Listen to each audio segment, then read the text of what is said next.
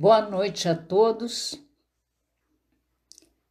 Que a paz de Jesus permaneça com todos nós e que possamos vencer as dificuldades que ainda trazemos em nós. Que a gente possa estar fazendo o melhor. Gostaria de saber se vocês estão me ouvindo.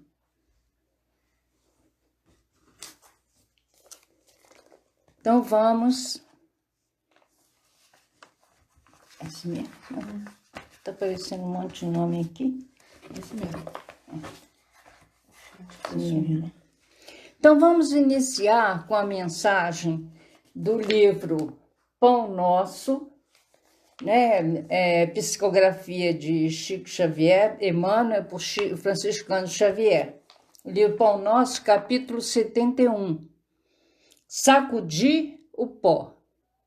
E se ninguém vos receber, nem escutar as vossas palavras, saindo daquela casa ou cidade, sacudi o pó de vossos pés.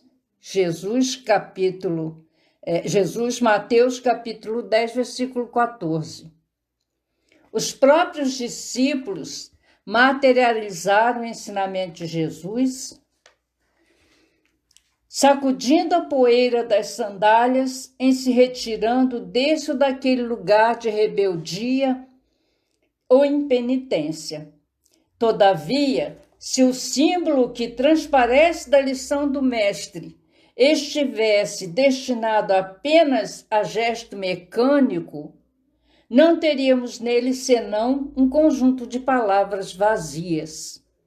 O ensinamento, porém, é mais profundo. Recomenda a extinção do fermento doentio. Sacudir o pó dos pés é não conservar qualquer mágoa ou qualquer detrito nas bases da vida em face da ignorância e da perversidade que se manifesta no caminho de nossas experiências comuns. Natural é o desejo de outrem as sementes da verdade e do bem.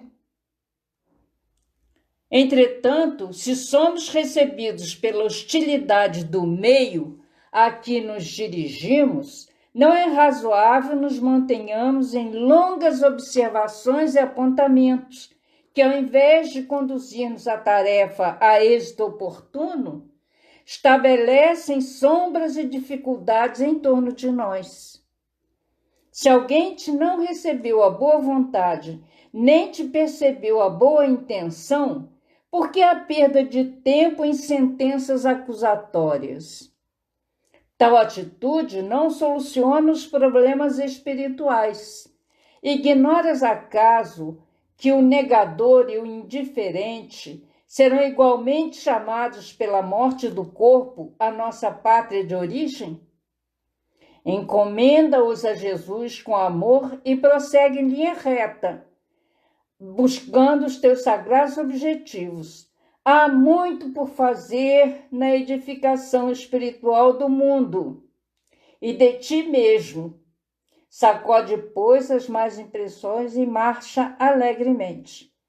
Quer dizer, vamos fixar bastante esse finalzinho. Há muito por fazer na edificação espiritual do mundo de ti mesmo. Sacode, pois, as más impressões e marcha alegremente. Né? A gente tem um compromisso conosco mesmo e com o próximo. E precisamos fazer com alegria, com amor, com vontade realmente de modificarmos as nossas tendências que sempre foram as que nos prejudicaram até hoje, e a gente precisa mudar. Né? Então, elevemos os nossos pensamentos até Jesus nesse momento, pedindo a Ele que nos fortaleça, que nos oriente, que nos dê muita força. E que a gente possa, Jesus amado, seguirmos em frente e atendermos ao teu chamado e ouvirmos as tuas instruções que são sempre para que a gente possa fazer o bem e crescer e evoluir cada vez mais. Ampara-nos agora e sempre, graças a Deus. Então, né, diante desse mundo do jeito que está, tantas coisas acontecendo que nos assustam às vezes, né? A gente precisa aprender a confiar em Deus, a confiar em Jesus, porque o que Ele prometeu, Ele cumpriu, que foi trazer para a gente um exemplo de como ser bom, de como ajudar a cada um, de não guardar mágoa, rancor, nada, de seguir em frente, fazendo cada vez mais e melhor. E que a gente possa, nessa noite, estar também entendendo o que Jesus propõe a cada um de nós. O nosso tema, né, é não procure os gentios. Está no Evangelho, capítulo 24, itens de 8 a 10. Então, nós vamos ler a passagem para a gente entender o que Jesus está querendo nos propor e se alguma coisa mudou de lá para cá. Será que nós mudamos? Será que não estamos como gentios? Será que nós já estamos numa posição diferente? Observemos então. Jesus enviou seus 12 apóstolos, dando-lhes as seguintes instruções: não procurem os gentios, não entrem na cidade dos samaritanos, vão antes procurar as ovelhas perdidas da casa de Israel. E nos lugares onde pregarem, diga que o reino do céu está próximo. Então a gente começa a observar, né, por que Jesus fala dessa forma para os apóstolos. Qual era a postura de Jesus? Certamente era de um professor instruindo seus alunos. Porque os apóstolos, apesar deles já terem sido escolhidos certamente, né, no plano espiritual, eles ainda precisavam passar pelas experiências da carne. Então, eles ainda precisavam ainda estar juntos aqui para eles poderem aprender a como fazer. É igual um agricultor que já está tarimbado no serviço que faz, e se ele contrata um empregado, ele tem que ensinar a cuidar da semente, a cuidar da plantação, para saber como ele vai fazer, porque senão ele corre risco de perder a colheita. Né? Então, Jesus se propôs a ensinar os discípulos, né, os apóstolos, para que eles fossem no caminho e divulgassem o cristianismo. E foi uma coisa tão forte naquela época que ficou até hoje, né? Não foi ontem. A gente às vezes tem aquela sensação de que o tempo não passou, mas já se foram mais de 2000 anos. Então, os discípulos fizeram, sem dúvida, um bom trabalho também, né? E observamos aí 4 condições das pessoas daquela época e que, se a gente trouxer para os dias atuais, vamos observar que, de repente, ainda estamos em 4 grupos que Jesus destacou nesse momento.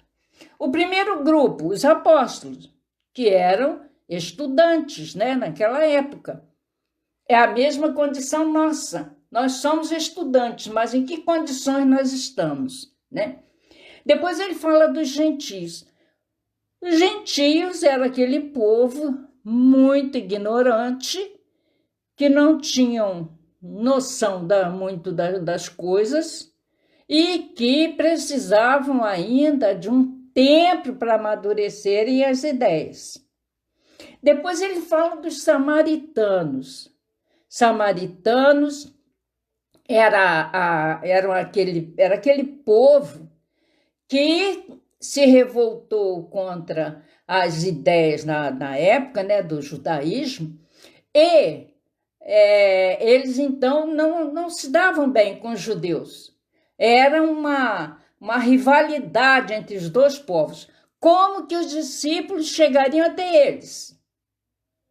A gente percebe, né, que Jesus, quando fala dos samaritanos, ele está falando ele fala da parábola do samaritano, mostrando que os samaritanos não eram os piores, né? Divergiam dos judeus, mas não eram os piores.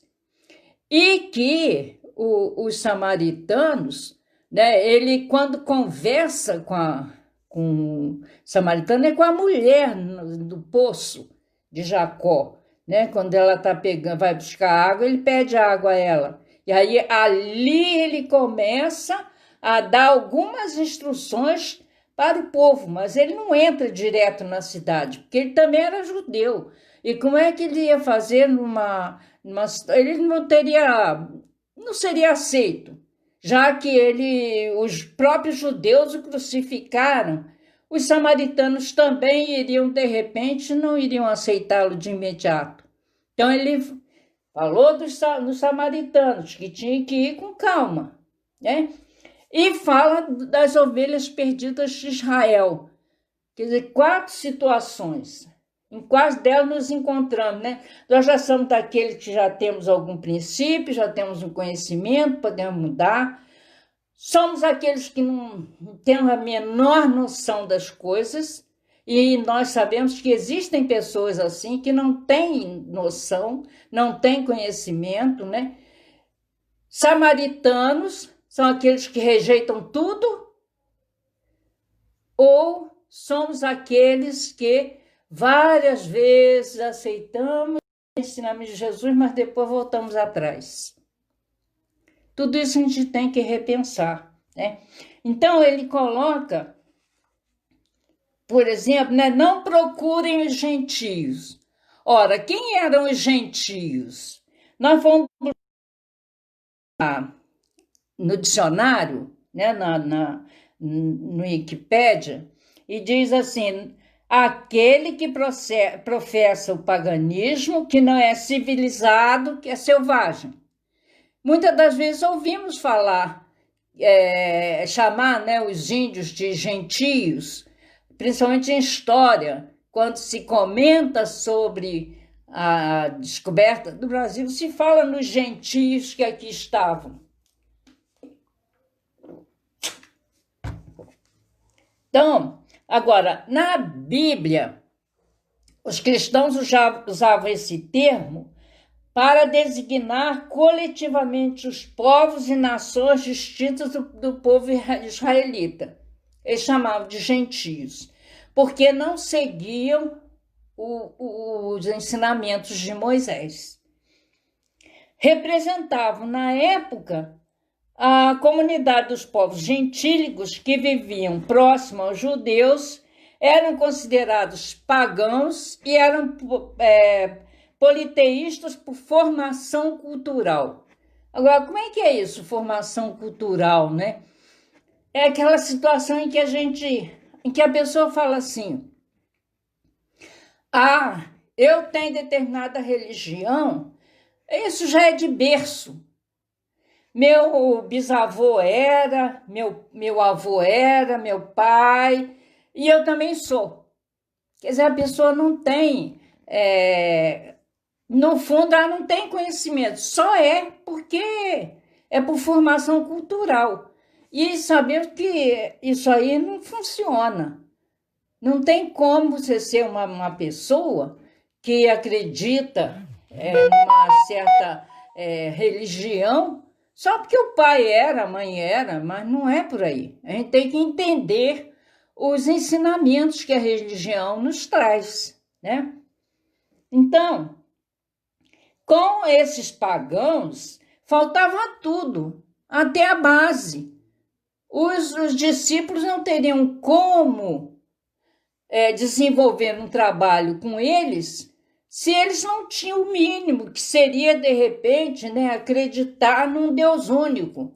O único povo que acreditava na existência de só um Deus eram os judeus mesmo, que já tinham sido preparados para isso e que poderiam ter ajudado em muito, como muitos assim o fizeram.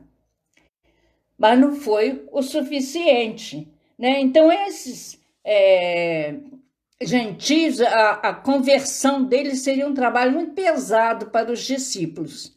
Isso caberia a Paulo de Tarso, que depois, né, quando Jesus já tinha sido crucificado, depois de tempos depois, ele se torna cristão e no finzinho da sua existência, ele vai para Roma pregar lá no centro do paganismo, porque os gentios, eles eram também pagãos e eles não conheciam os ensinamentos da lei judaica. E aí, os discípulos não estavam preparados para trabalhar com os gentios. Não tinham, diria que não teriam formação, né, pedagógica para isso. Que Jesus foi o maior pedagogo que existiu na Terra.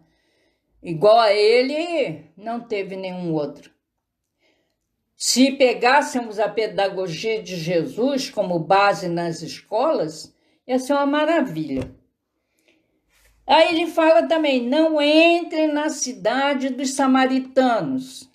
Mas por que não ir atrás dos samaritanos, né? Uma parte já falamos sobre essa rivalidade que havia, que após as 10 tribos, se há uma cisma, né? Uma separação entre as 10 tribos de Israel, e os samaritanos vão, então, eles formam um reino na cidade de Samaria, que passa a ser a capital de um reino de Israel. Mas eles viviam sempre em desacordo com os judeus. Estavam sempre em briga, em litígio contra os judeus, como a gente observa que até hoje eles têm dificuldades de entrosamento entre eles, né? Então, os dois povos, judeus e samaritanos, evitavam todas as relações recíprocas, eles não se davam. E para não ter que ir a Jerusalém celebrar as festas religiosas, os samaritanos também construíram um templo para eles fazerem as suas orações para não terem que ir no templo de Jerusalém. Então, isso aí, para os judeus, isso aí foi uma coisa assim, que eles não aceitaram muito. E passaram a considerar os samaritanos como heréticos, quer dizer, a considerá-los como ateus, como um povo que não estava de acordo com as leis de Moisés. Então, essas dificuldades, eles esbarravam com elas. E foi assim um momento difícil que Jesus chegou, embora ele tivesse sabido que o povo nessa época já estava já cansados, digamos, das práticas religiosas que existiam na época, dessa crença em inúmeros deuses que começaram a se desligar e a descambar para o materialismo, para evitar essa condição. Jesus, então, vem e começa a ensinar o que deveríamos realmente fazer. E o que eu observo é que está tudo na natureza. É só a gente seguir, é só a gente fazer, até na nossa natureza íntima. Porque se eu não quero se eu não quero sofrer, eu não posso fazer o outro sofrer. Porque se Deus permite que eu machuque o outro e fique ilesa, que eu depois peça perdão e fica tudo numa boa, isso é injustiça. Isso não está certo. Por isso que temos que acreditar, sim, em reencarnação, porque é só através dela que a gente resgata essas dificuldades que ficam. Porque a gente fica guardando dentro da gente o remorso pelas coisas que fizemos, e isso é também da natureza de cada um. É da natureza nossa estarmos sempre nos questionando, nos observando, para que a gente possa seguir em frente. Porque o maior exemplo que nós tivemos foi Jesus. Em que momento Jesus fez alguma maldade com alguém naquela época? Se ele agia daquela forma, e ele era uma pessoa feliz, ele só ficava triste com as nossas dificuldades, com as nossas mazelas. Mas dentro dele ele tinha certeza que ele estava em paz com Deus. E é assim que a gente precisa também se sentir para a gente ficar bem, né? E ele diz: mas vão procurar as ovelhas perdidas da casa de Israel. E nos lugares onde pregarem, digam que o reino dos céus está próximo. Ora, esses ovelhas perdidas da casa de Israel eram aquelas pessoas que já não estavam mais contentes com as coisas que aconteciam. Porque a gente pode observar que a corrupção era muito grande também nessa época. E as pessoas estavam lá, aquele Anás, Caifás, eram pessoas corruptíveis, como ainda vemos até hoje. Porque eles, inclusive, pagam a Judas 30 moedas para que Judas entregasse Jesus. Isso não é corrupção? Isso não é também, digamos assim, uma lavagem de dinheiro? Isso já existia naquela época. E havia aqueles israelitas eram naturalmente os indicados para receberem primeiros ensinamentos, porque já tinham conhecimento. Eles eram, assim, acreditavam no Deus único. Eles não deixavam, não tinham deuses. Eles acreditavam em Deus. E esperavam, porque sabiam que um dia ia chegar aquele que anunciaria o reino dos céus, que estaria próximo. Então, essas ovelhas perdidas eram aquelas que sabiam dos ensinamentos que Moisés havia trazido, mas estavam insatisfeitos, porque não era dessa forma, da forma como estavam agindo, mas com práticas exteriores, que haviam muitas. E até hoje a gente ainda vê isso. Muitas religiões ainda com práticas bastante exteriores e muitas das vezes até mesmo aproveitando da ingenuidade de algumas pessoas e cometendo erros absurdos, que a gente fica pensando como pode um dirigente agir dessa forma. Infelizmente, são aquelas 4 situações que a gente ainda vivencia até hoje, né? Então, a história relata que muitos judeus estavam insatisfeitos com seus sacerdotes, voltados para as práticas exteriores, com as intrigas religiosas existentes entre o clero e os membros do Sinédrio, com a servidão a Roma e os acordos políticos. Tudo isso nos lembra os dias atuais, em que a gente percebe que ainda existe muito isso, muito desacordo entre as pessoas, né? Muitas intrigas religiosas, muitas pessoas prometendo coisas que não vão acontecer e se aproveitando de outras pessoas. E coisas assim que a gente vê, por exemplo, essa situação de fake news. Eu estava vendo que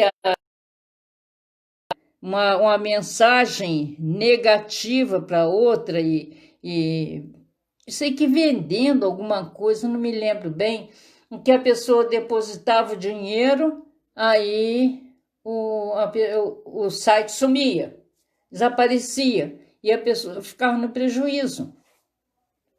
Isso é querer fazer para o outro que gostaria que o outro lhe fizesse? Certamente que não, né? Então, os judeus que não concordavam com isso se afastavam. E a gente vê isso também na casa espírita. Quantas vezes as pessoas chegam, assistem e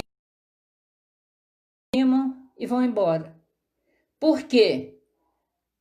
É difícil a gente, na realidade, é difícil a gente seguir o caminho certinho, porque as atrações do mundo material ainda falam muito perto da gente, ainda nos chamam muito para a gente estar agarrado ainda a essas coisas do plano material.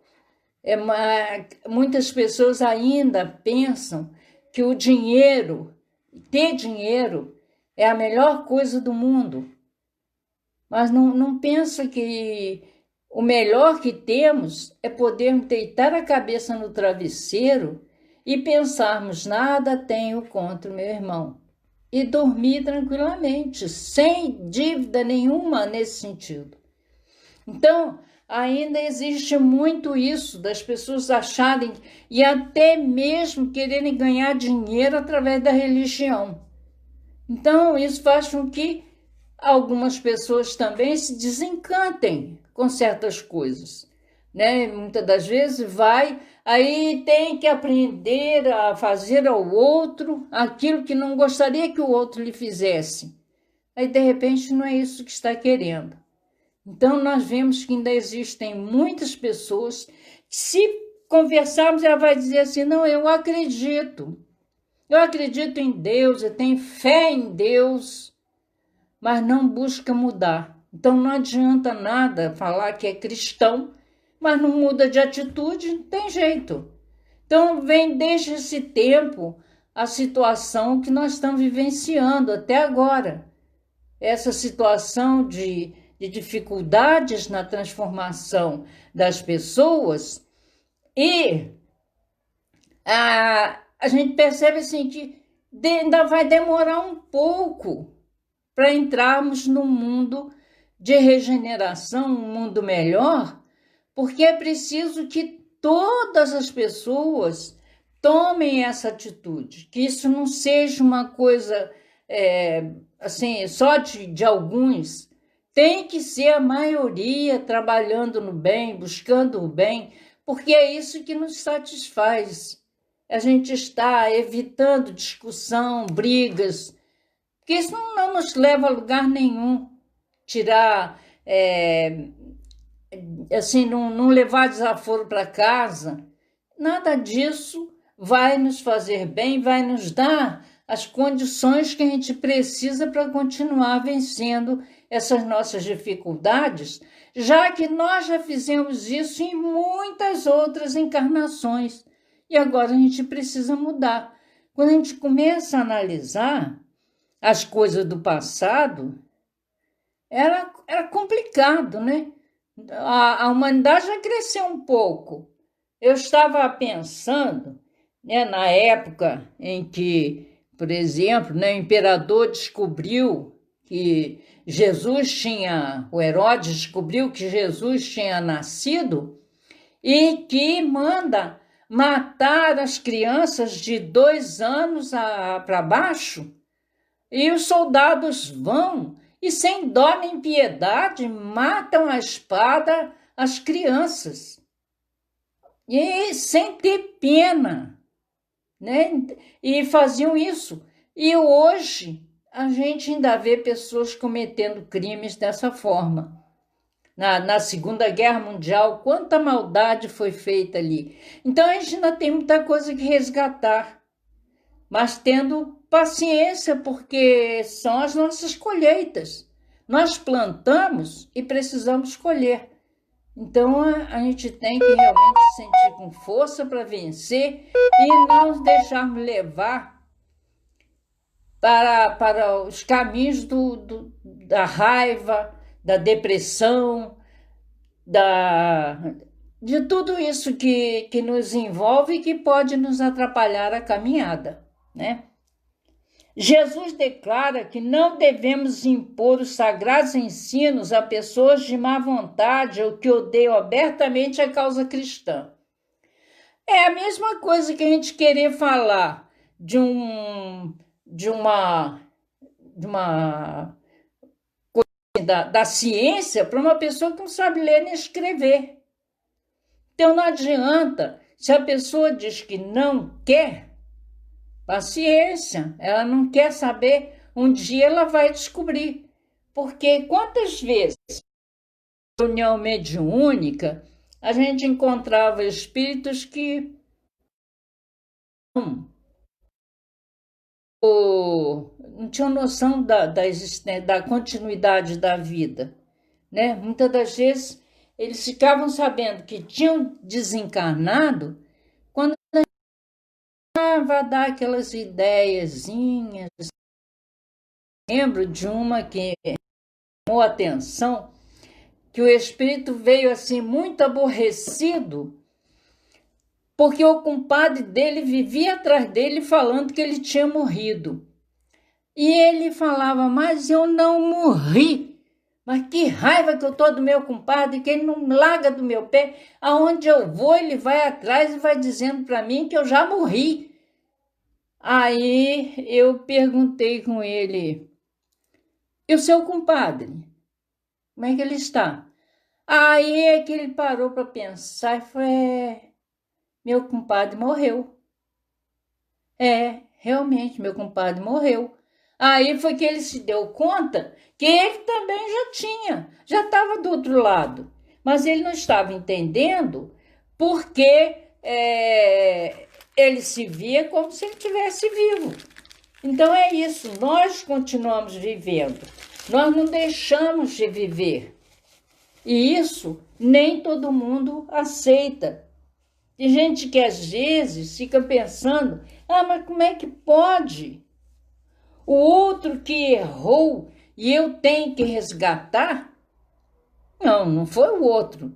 Foi um outro corpo. O espírito é o mesmo. A gente só muda a roupagem, né? Então é isso aí. E às vezes as pessoas não acreditam nisso.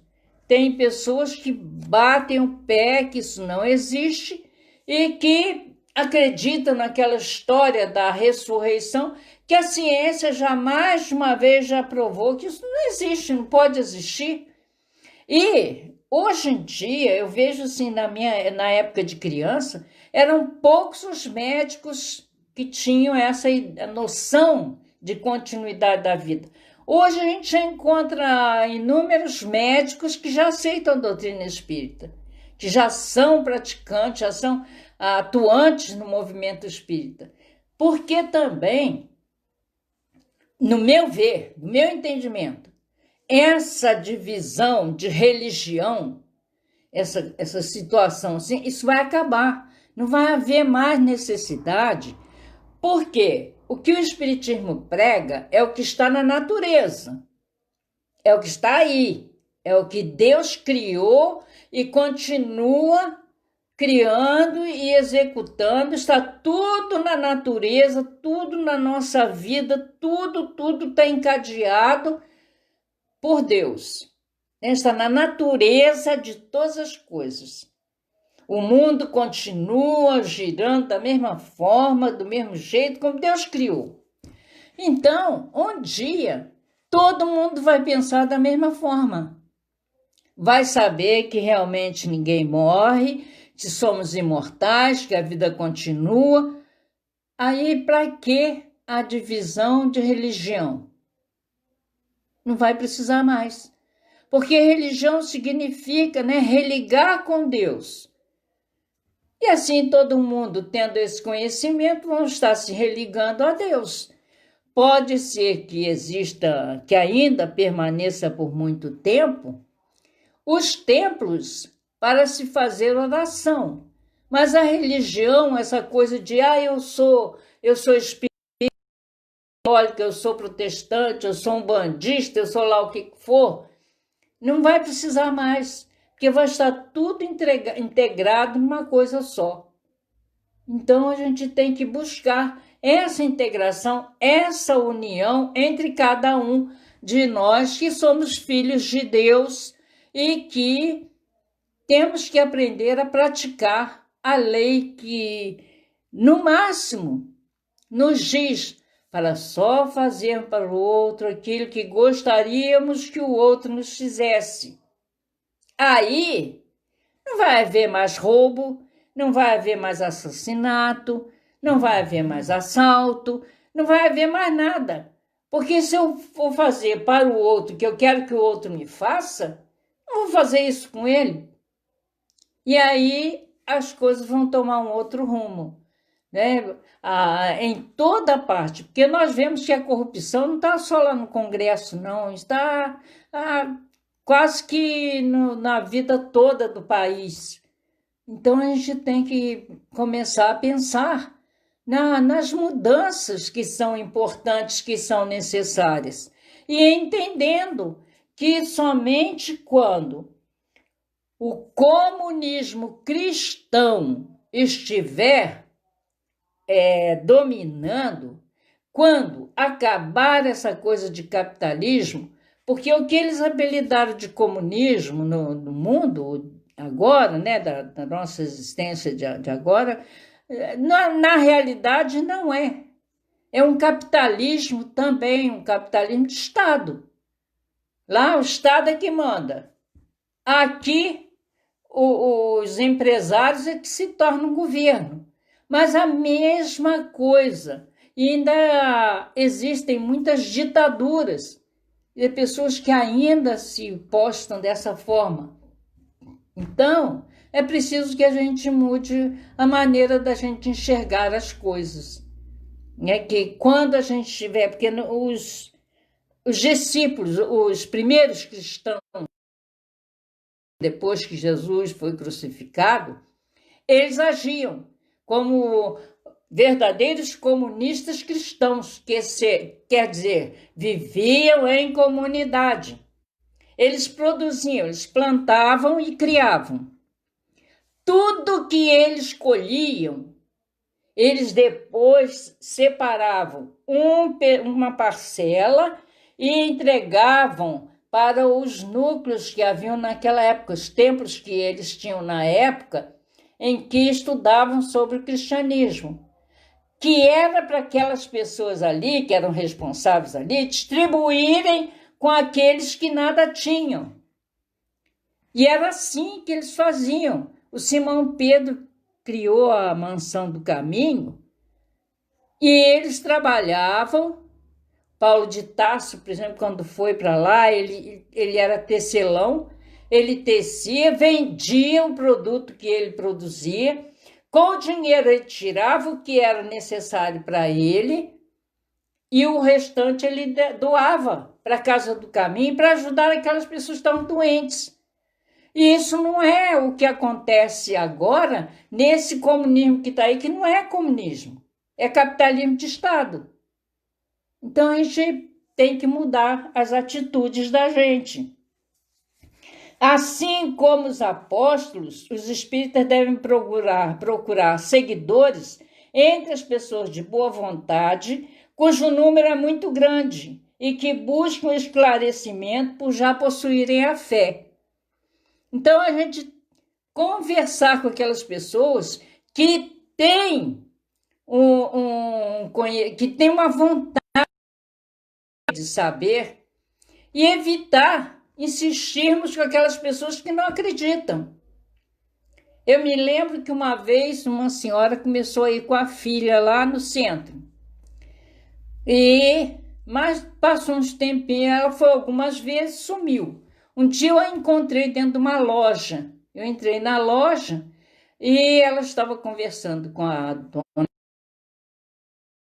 E aí ela começou a meter o pau no espiritismo, falou mal, porque ela queria que a filha entrasse com problema e saísse sem ele.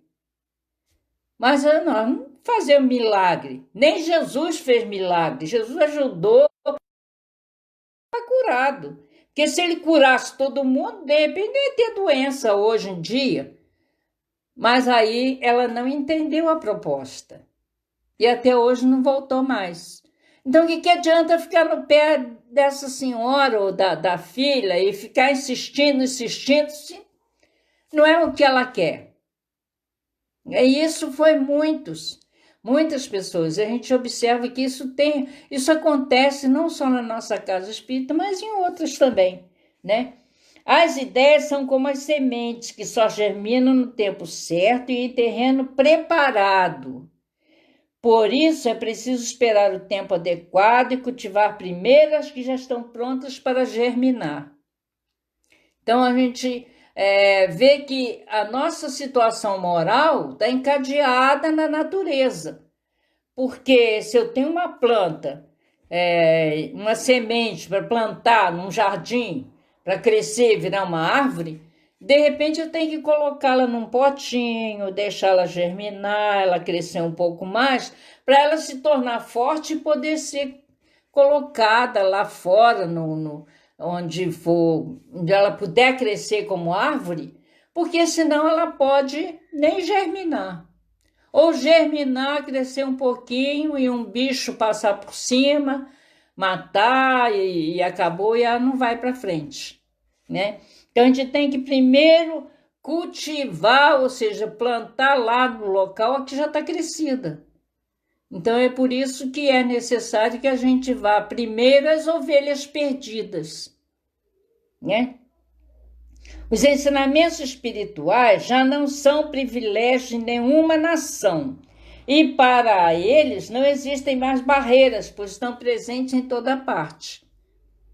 Quer dizer, hoje em dia é difícil alguém que nunca tenha escutado falar em espírito, nem que seja por medo, né? Porque a gente, às vezes, né, tem pessoas que a gente fala, você acredita em isso? Eu acredito, mas que eles não apareçam para mim, não. Né?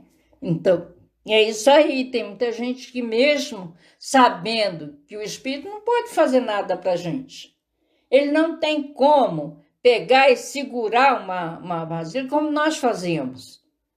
Porque se ele fizer isso, por exemplo, se ele quiser acender a luz do quarto, a mão dele vai passar direto do interruptor e não vai acender. Então, a gente não tem que ter medo de espírito. Ele pode, sim, atuar. Aí, sim, se a gente tiver um pensamento mais ou menos como o dele, ele pode influenciar. Mas, fora isso, não. Então, por isso que a gente precisa estar atento ao que nós pensamos, ao que nós falamos, evitarmos irritação, evitarmos dificuldades, porque não é por aí, né? A gente vai atrair coisas ruins. Se a gente começar a discutir, vai ter aquele espírito que vai ficar do lado, como tem aquelas pessoas que ficam, né, batendo palma e dizendo, esse mesmo, bate mesmo. Vai ter espírito fazendo assim também. Assim como vai ter espírito que vai estar dizendo calma, mas a gente nem sempre dá ouvidos. Então, a gente precisa estar atento a essas situações, né? As verdades espíritas triunfarão pouco a pouco, assim como o cristianismo triunfou sobre o paganismo. Porque é aquilo que já falamos. O que o espiritismo prega é o que está na natureza. Então, nada disso vai mudar por conta do interesse das pessoas. O que estiver de errado, os espíritos que nos orientam, eles vão achar um jeito de dificultar essa divulgação de alguma coisa errada. A gente vai ter que realmente se situar para que a gente não faça coisas tão erradas que a gente não possa depois ter que refazer. Que a gente está no caminho em que a gente precisa realmente corrigir as coisas erradas que já fizemos. Eu acredito que eu tenha ensinado muita coisa errada no passado e nessa encarnação eu vim como professora pública e muitas das vezes fazendo essas palestras para esclarecer as pessoas com mais consciência das coisas. Não é mais com armas de guerra que se combatem aqueles que não compreendem a verdade, mas com a força das ideias. Então, é com a força das ideias que a gente vai começar a se mover. E a gente está vendo que o mundo já está começando a repensar essa questão da guerra.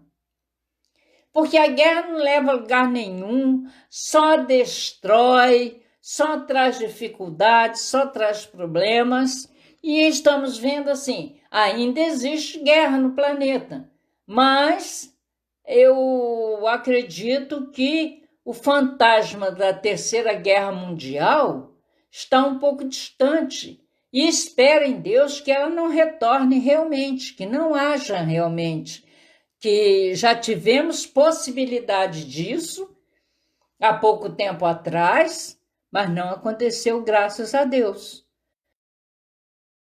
Sinta isso mesmo, que a gente seja daqueles que esteja sempre colocando panos quentes para não levar as pessoas a uma briga, a uma discussão, a uma coisa assim de irritação, que a gente começa a se sentir como os apóstolos de Jesus, que eles aceitaram, assumiram o papel e fizeram realmente, mesmo sendo sacrificados, mas eles seguiam em frente. Até eu estava lendo uma historinha que o apóstolo João, que era um dos mais novos e era primo de Jesus, ele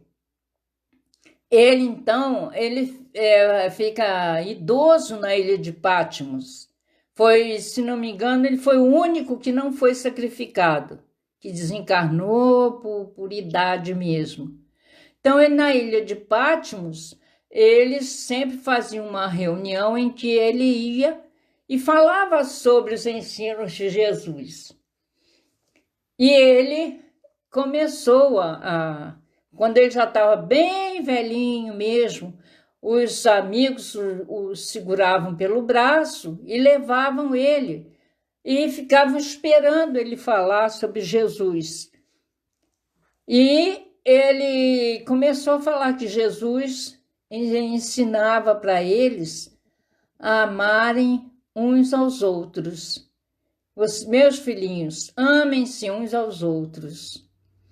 E um deles, que sempre ia querendo ouvir as histórias de Jesus, um dia falou para ele, irritado, falou para ele: você sempre fala isso, não tem outra história para falar de Jesus? É só falar isso? Eu vou parar de vir aqui para ouvir, porque é só isso que você faz. Eu já enjoei de escutar isso. Aí ele explica que essa é a base do ensinamento de Jesus e que ele ainda não tinha aprendido a amar, que ele estava ensinando porque as pessoas ainda não sabiam amar e que era necessário aprender a fazer isso, que a irritação dele demonstrava que ele precisava ainda ouvir mais ainda que devemos amar-nos uns aos outros. Então é isso aí, meus irmãos, que Jesus nos fortaleça, nos dê muito ânimo, muita coragem, para que a gente continue vencendo e não se deixe levar pelo desânimo, pela depressão, pelo receio das coisas acontecerem, porque só nos vai acontecer aquilo que Jesus permitir, aquilo que estiver realmente na nossa programação, mas que a gente precisa fazer a nossa parte também. A gente precisa também demonstrar que somos cristãos, que acreditamos em Jesus, que Ele está sempre pronto a nos ajudar, a nos atender, mas atender naquilo que de melhor nós possamos ter. não em termos de ganhos materiais, mas sim em termos de ganhos espirituais. Que a gente possa, então, continuar firme, vencendo as dificuldades e fazendo o melhor que possamos para que tudo dê certo, para que realmente a gente saia dessa situação tão conflitosa, tão difícil, em que temos que ficar recolhidos, né? Evitar estarmos juntos, mas isso nos ensina a refletirmos no que devemos ou não fazer. Então, que Jesus nos abençoe e nos ampare sempre. Vamos, então, agradecer a Jesus por esses momentos, né, que nós podemos ainda, graças a Deus, a tecnologia está aí para nos ajudar a fazermos o melhor. Né? Muito obrigado pela atenção de vocês, muito obrigado pela paciência e que Jesus nos abençoe. Então, vamos agradecer a Ele. Irmão Jesus, abençoa-nos, Senhor, e dê a cada um uma noite de paz, de equilíbrio, e que no plano espiritual possamos continuar trabalhando, vencendo as dificuldades e seguindo em frente. Ampara-nos agora e sempre. Graças a Deus. Isso aí. Uma boa noite para cada um. Muito obrigada.